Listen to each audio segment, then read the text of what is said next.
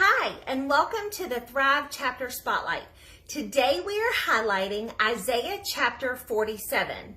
This may be a short chapter of only 15 verses, but this is a chapter that is powerful because it predicts the fall of Babylon. We see in verses 1 through 6 God's judgment. Then in verses 7 through 15, we see that recklessness and certainty do not keep evil from coming. Isaiah describes in this chapter Babylon as a woman who is in distress and who is going through hardships. Verse 3 speaks of Babylon and says that it will be uncovered and that its shame shall be revealed, that punishment is coming their way.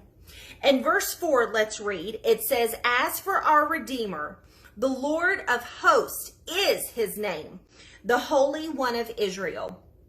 Isaiah is speaking here about the Lord being our Redeemer. Even though Babylon had shame, Isaiah wasn't leaving them out. He was reminding them that he is everyone's Redeemer. And how he emphasizes the word is, emphasizes that the Lord was present with them. Just like he was then, he is today. And so we go on to read in verses 7 through 15. We are being reminded not to be like Babylon. We're reminded and being given a warning as to how Babylon fell. You see, they relied on themselves. And Matthew Henry's Bible commentary tells us that God often permits wicked men to prevail against his people, but those who cruelly oppress them are to be punished. And that's where Babylon found themselves. So we are being warned by the writer Isaiah not to be like Babylon, because in the end, its prediction is that it falls. So what can we do differently? You see, Babylon relied on themselves and bragged of their abilities. They thought that just because their sin was in secret, they were going to be hidden from this punishment, that they were not going to have these hardships. They trusted in wickedness.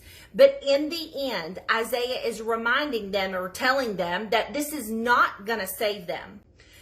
So what we need to do is study what we are to be warned against. This is a short chapter, but ladies, if anything, it is to remind us that we need to stand on guard and be ready when this wickedness and when this evil comes our way. You see, we are to be trusting in God and his ways because they are good and not of evil. When we do this, we have the peace that is promised to us, and we also have the promise of our eternity spent with God. So I pray that this week we can stand strong in the word, that we can study why Babylon was predicted to fall. I urge you to dig deeper so that we can be on guard and be warned against this, so we ourselves don't fall into this. I ask that you keep reading with us, and I hope you have a great week.